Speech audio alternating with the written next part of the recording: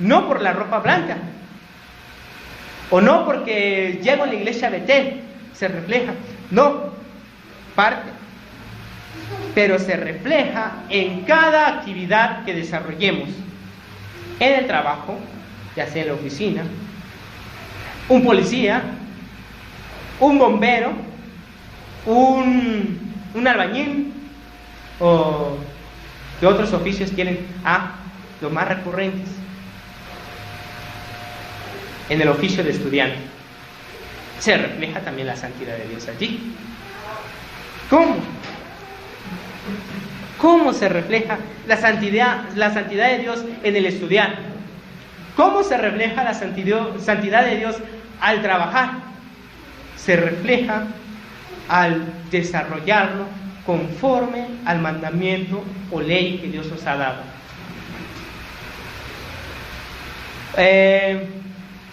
Un estudiante que llega tarde a la escuela, ahí va corriendo, vámonos, porque ya es 1 hora tarde. ¿Estará cumpliendo su obligación de estudiante? O uno que tiene la obligación de llegar a las 8 de la mañana en su trabajo, y ya se levantó a las 8:15 y vámonos, se pone su ropa y vámonos a echarse a correr. ¿Se está reflejando la santidad de Dios allí? No.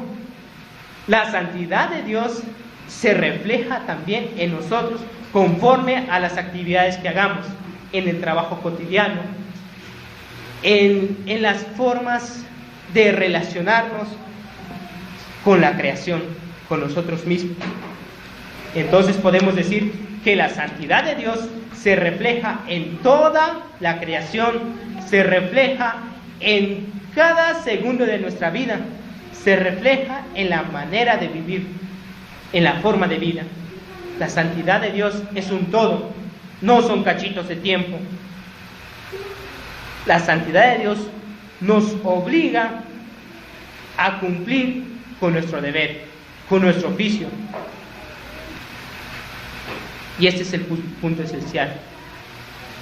¿Cómo estamos delante de Dios en nuestras actividades diarias? ¿Se refleja la santidad de Dios allí? No me contesten. Lo dejemos para allí, ¿no? Pero sí, vuelvo a repetir, la santidad de Dios se refleja en cada minuto y cada segundo en nuestra manera de vivir, en nuestro oficio y en los quehaceres cotidianos diarios. Nuestra santidad, como tercer punto, estriba en nuestro llamamiento. Somos siervos de Dios. ¿O alguien no es siervo de Dios? Me imagino que no, ni uno de acá. Somos siervos de Dios. ¿Qué significa siervos? Una vez le pregunté a unos niños donde daba clases en Tultitlán, ¿qué es un siervo? Y Enrique me contestó, dice, pues es un animalito que tiene dos cachitos, dos cachitos, ¿no? Pues sus ¿cómo se llama esta cosa?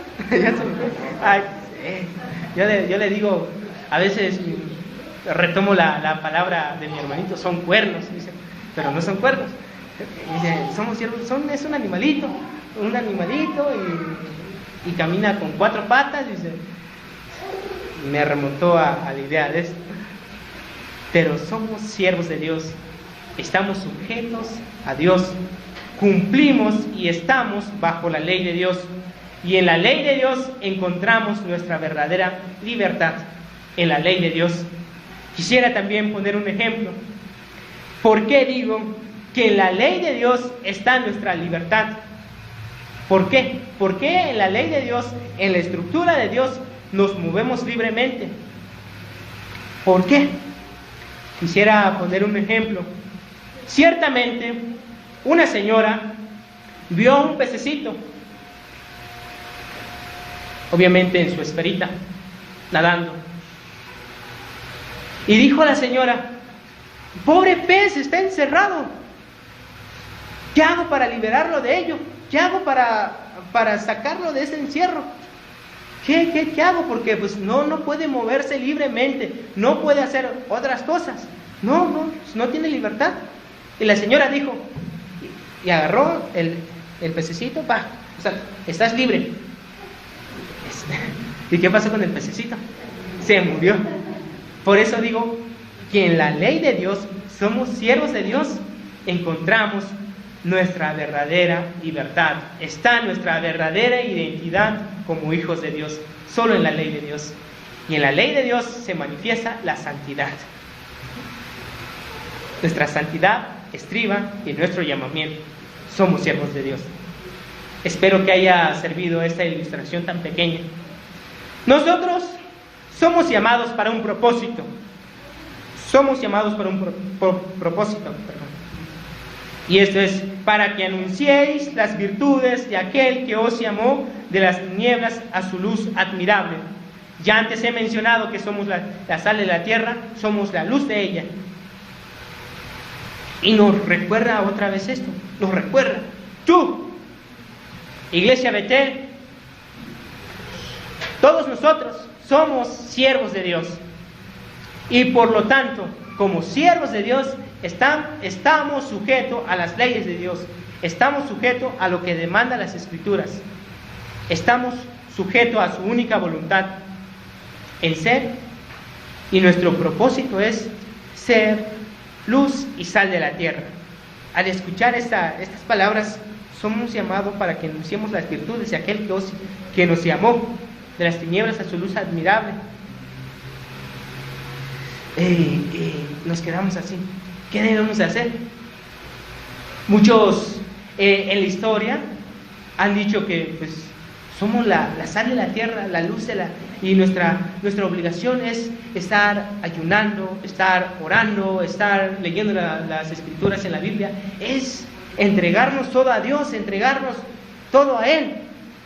Pero entregarse todo a Dios es leer las Escrituras, memorizarse textos, en cantar los himnos. ¿Esa es toda la vida cristiana? No. La vida cristiana no se encierra en las cuatro paredes de la iglesia. No se encierra. Va más allá en todos los aspectos o en todos los quehaceres cotidianos. Somos llamados para que anunciemos las virtudes de aquel que nos llamó. Es decir, cuando compro o cuando tengo una persona que me está vendiendo y que yo comprando, ¿cuál es la obligación del que está vendiendo? Como hijos de Dios, llamados a ser sal de la tierra, llamados a ser luz. Me va a pesar 1 kilo de arroz. Me tiene que dar el kilo de arroz. ¿Qué pasaría si en vez de 1 kilo me diera medio kilo? Y nosotros pagamos por 1 kilo. Está manifestando la santidad de Dios, está manifestando este nombre tan glorioso. ¿Somos siervos de Dios en ese aspecto? No. ¿Y qué pasará si yo voy a comprar 1 kilo de arroz y el vendedor me da 1 kilo y yo le pago con medio kilo?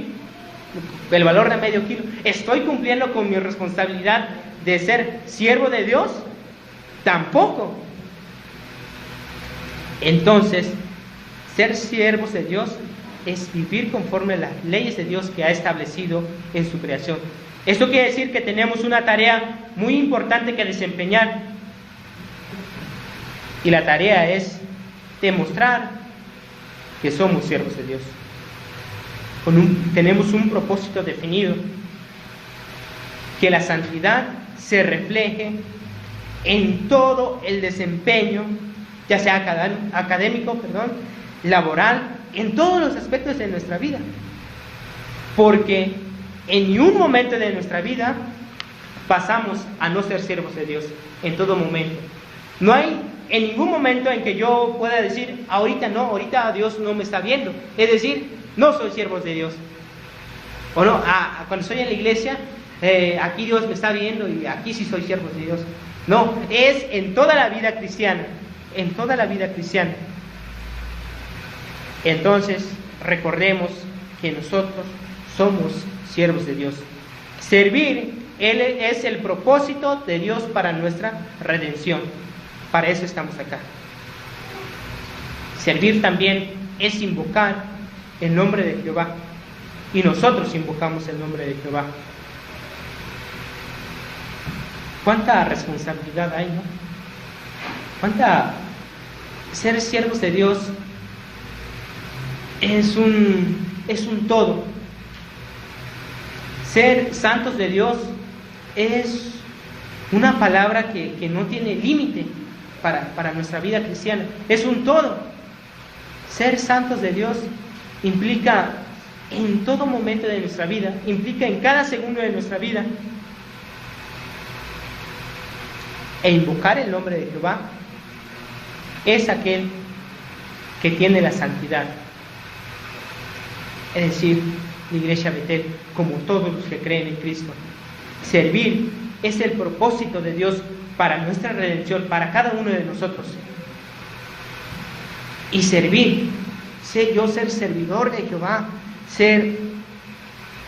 estar sujeto a Él, es sinónimo de invocar el nombre de Jehová y decir: Abba Padre, tú eres mi creador y yo soy una criatura tuya. Y por ser criatura tuya, tengo esa obligación, y lo hago con mucho gusto, de responder conforme a tu mandamiento. ¿Quieren que siga? No. Ya. Es para que despertemos. El calor se encierra y sí, es bueno pues despertarnos de esta manera. Ya no voy a seguir, dicen. y algunos dicen: ya nos libramos. No.